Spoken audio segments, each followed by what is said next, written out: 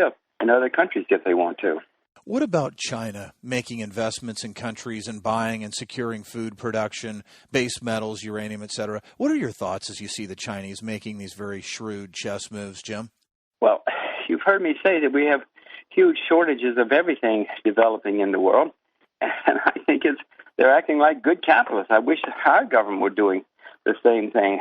If I'm right, there are going to be great shortages of food and metals and everything, oil and everything else in the next decade or two.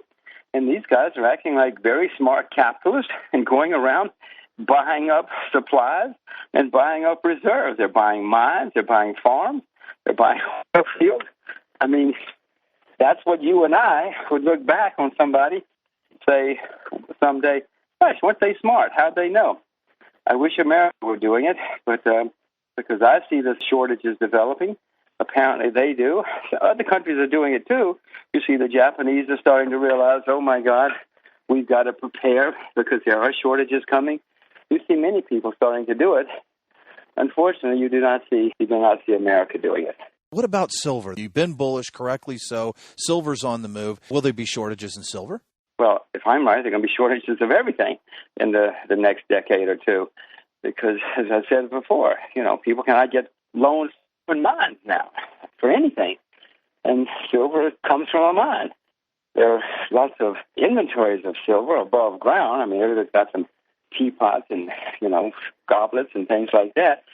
So there are above-ground inventories. But if I'm right, there's shortages of everything in the next decade. German voters just installed a conservative government, moving away from socialism and towards tax cuts, and the trend seems to be heading the same in England and other countries as well, a move towards free markets, I guess you would call it, or the vote was for that. What do you make of the social mood at the voting polls, and are people finally wising up to the failures of government bailouts and intervention, would you say, Jim? Well, yes. I mean, you and I see that socialism has failed, that communism has failed.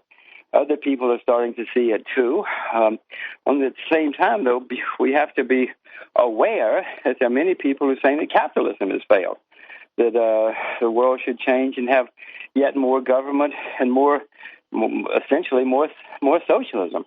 Look what's happening in the United States. Right now, the U.S. government owns the automobile industry, much of the insurance industry, much of the banking industry, much of the mortgage industry. The central bank in America has bought nearly more than all the mortgages issued in 2009 put together.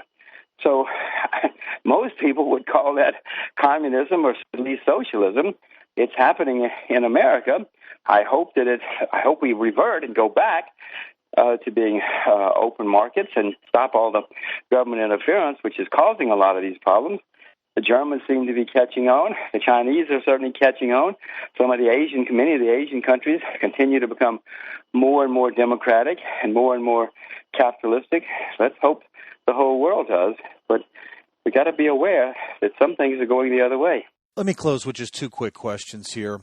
As the West recedes into the sunset of an empire in decay and the East rises, you have chosen to locate yourself in the East, Jim, where the standards of living will be increased over time. But for those of us in the West, and in the United States in particular, how bad will this arranged lowering of standards of living be? Meaning, how bad will things be for those of us here in the U.S., as an example, in your opinion, in terms of social unrest and so on?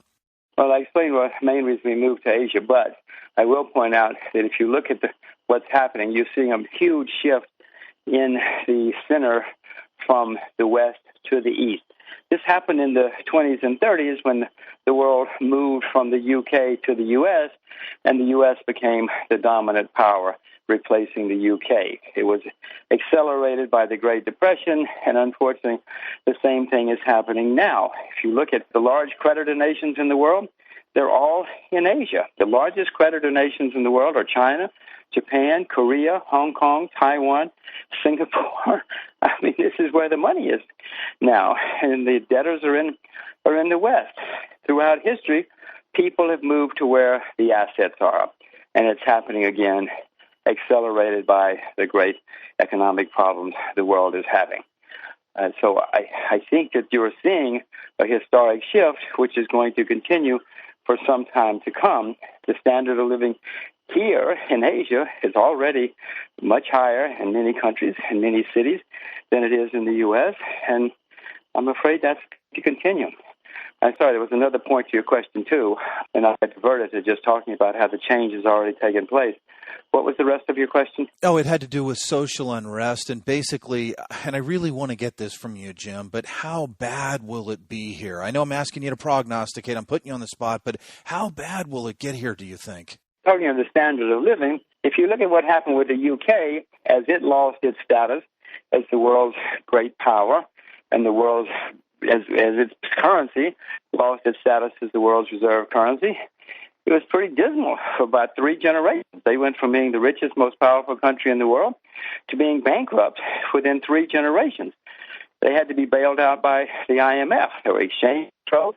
It was a miserable place to be and a miserable place to live, certainly compared to anybody else. This was the country that was the single richest, most powerful country in the world at the end of the First World War. By the mid-'70s, they were bankrupt. Will that happen in the U.S.? I mean, we'll all have to look back in 30 or 40 or 50 years and see. But we are the largest debtor nation in the history of the world now. We're overextended in many ways. We're certainly limiting and curtailing personal freedoms. We'll have to see. My daughters will answer your question in 50 years. I know because of the fiscal irresponsibility of the United States, you were planning to basically get out of the rest of your U.S. dollars altogether over time. I think it was this year, if I'm not mistaken. Are you out of U.S. dollars already, Jim, or still working through that? No. In fact, I've increased some of my U.S. dollars recently. The U.S. dollar's been beaten down. As you know, it's at a 1-year low. Everybody in the world is pessimistic on the dollar, including me. Usually when this sort of thing happens, there's a rally. I'm a terrible market timer. I'm a terrible short-term trader, so I don't know. But I actually own a few more U.S. dollars than I did whenever I said that. So who knows? It could take another year to decade. I don't know. You have to watch how these things evolve. But there is a huge short position in the U.S. dollar right now, and if something causes that to reverse, then you can see a very sharp and dramatic rally in the dollar. It may not happen. I have no idea, but we'll see.